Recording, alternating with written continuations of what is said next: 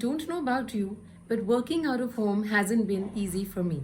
Staying motivated, staying productive is incredibly hard when there are so many things going on around us which require us to instantly change roles, mood, demeanor. While earlier, the commute to work or back home, separate settings, different contexts used to kind of aid that switch on, switch off.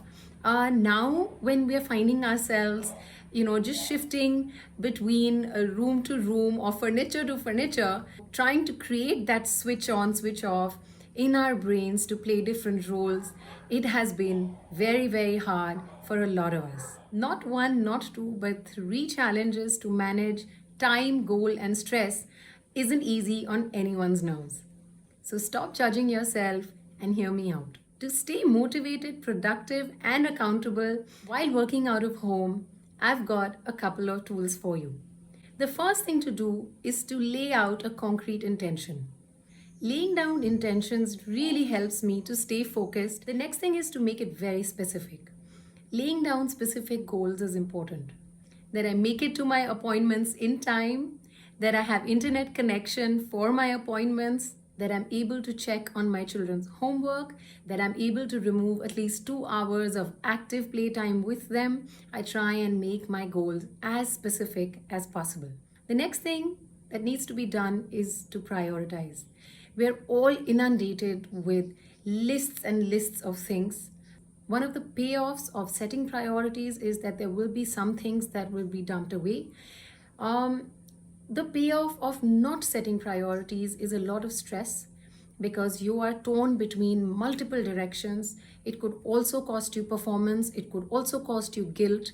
So it's very important and effective, I feel, to list out your priorities and focus on what is urgent, imperative, mandatory, etc. The next thing I'd like you to work on is stop expecting yourself to be able to multitask.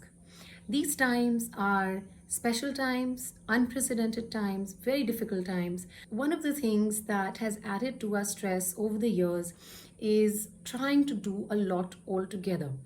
Not focusing on one task at a time, getting it done can cost us a lot. So balance out your expectations with yourself because multitasking not just creates a lot of stress, but it can also tamper with your performance. The next tool that I would like to talk about is creating lists. In my personal experience, when I would go to work, I had the files of the cases I was going to see for the day laid out on my side table. I had a slip of paper that told me what was my day going to look like. I also got reminders from the office, and I had a journal, a diary of my own where I could list out certain, personal important appointments. I had become dependent on being handed over these lists and reminders, almost being spoiled for not having to memorize anything when it came to my work routine. And it took me a lot of adjustment when I started working out of home. I went back to having a diary of my own, an appointment diary, making physical or digital lists, formulated a way of reminders for myself, how to make notes, where to make notes, and make myself accountable for the work that I'm doing in a certain period of time. And the last thing I'd like to say is that while we're working at home, we assume that we're on a break. We assume that we're relaxed. On the contrary, it's very important now more than ever to have a set routine, to chalk out your working hours, and to make sure you include short breaks. So go for it, guys. We can all be productive even from home. We can all be motivated even working out of home. If we have to make sure the intention is nice and concrete, set specific goals, please prioritize amongst the 50 things that you want to achieve in a day. Take it easy on yourself and don't expect yourself to be able to multitask. Truly, it's extremely stressful. Depend on lists. They are just wonderful. And the last one, but very important, do take those needed breaks every now and then. Thank you for listening.